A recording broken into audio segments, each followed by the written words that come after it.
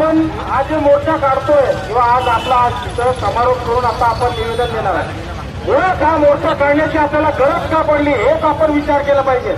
आपल्याला दुर्दैव वाटलं पाहिजे की आपण हिंदू असून आपण जेव्हा आपली गौ मातेसाठी रस्त्यावर उतरण्याचं आवाहन करतो त्यावेळेला इतका दुःख 150 लोक रस्त्यावर येतात.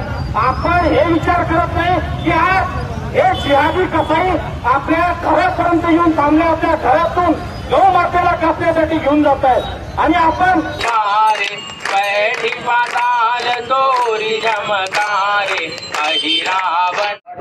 मागील सप्टेंबर महिन्यामध्ये 30 तारखेला आपल्या आईला राज्यमातेचा सन्मान मिळाला आणि आज मोर्चा काढावा लागतोय. ही शोकांतिका आपल्या राज्याला आहे. म्हणजे ज्या गाईने सर्वांना दूध पाजलं जगाच्या पाठीवरती, आता कोणता माणूस आई की त्याने गाईचं दूध नाही पिलं, प्रत्येकाने दूध पिलंय. आणि आज जर आपली आई घरातून चोरी जात असेल किंवा एखाद्या वेळेस चढताना जात असेल तिची चोरी होत असेल तर त्या कसाईंना माझी हा एकमेव पर्याय आहे.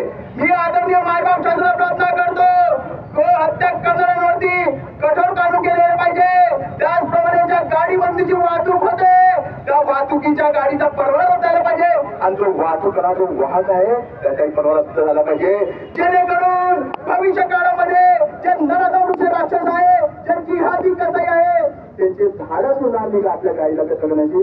मला मध्यंतरी माहिती पडलं 2-3 दिवस अगोदर एक माणूस मला तर मोठ्यामध्ये भेटला, म्हणजे माझ्या घरातून माझ्या गायला काढलं. म्हणजे आज आपल्या आईला घरातून काढून गेले जिहादी कसाई राक्षस. म्हणजे आज काय सुरक्षित नाही तर आपण कुठे सुरक्षित आहे.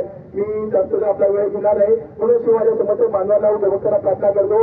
आपली गोमाता असेल, आपल्या नंदीजी महाराज असतील, हे फुटावर वाढले तरी चालतील पण कुठे नराला मला किंवा कुठल्या कशाला जिंकू नका.